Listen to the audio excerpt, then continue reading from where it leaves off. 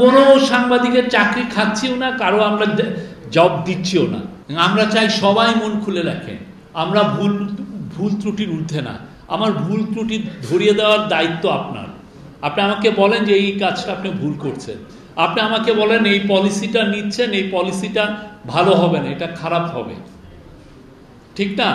কিন্তু জার্নালিজমে এই পরিবেশটা আমরা চাই, কিন্তু আমরা সেই পরিবেশের জায়গা না দেখে আমরা দেখছি যে কেউ কেউ বলতে চাচ্ছেন যে না, সেই আগের চেয়েও খারাপ অবস্থা, 3 জন সাংবাদিকের চাকরি চলে গেছে, অতএব আগে কি এই ঘটনাটা ঘটেছে?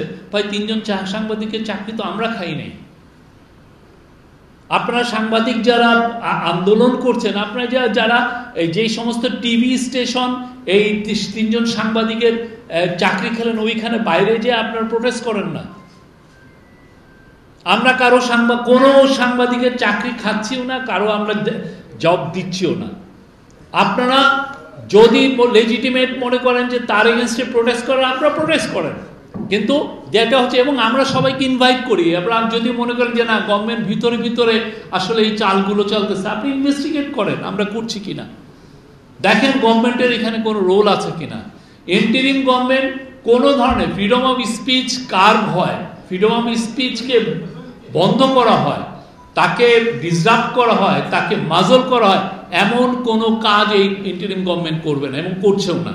আমরা চাই ইউএন একটা ইন্ডিপেন্ডেন্ট প্যানেল করে, যেমন শাপলার যে হত্যাকাণ্ড হলো, বা মাওলানা সাঈদীর মৃত্যুর ভার্ডিক্টের পরে যে ভয়ানক ম্যাসাকার হয়েছে, বা 3টা ইলেকশন যে হয়েছে, এই যে বা আইসিটি ট্রায়ালের মাধ্যমে যে এই যে 6 জনের ফাঁসি দেওয়া হয়েছে, এই সময় আমাদের জার্নালিজমটা কেমন ছিল, কারা কিরকম জার্নালিজম করেছেন, সেটার জন্য আমরা ইউএনের কাছে আমরা চাবো যে তারা যেন একটা ইন্ডিপেন্ডেন্ট প্যানেল করে দেয়, দিয়ে আমাদেরকে হেল্প করে, তারা যেন একটা অ্যাসেসমেন্ট রিপোর্ট দেয় যে না, গত 15 বছর এই হয়েছে। বিকজ আমাদের এটা জানতে হবে, পুরো পৃথিবীকে জানাতে হবে যে বাংলাদেশের জার্নালিজম কিভাবে ফেল করেছে সেই সময়।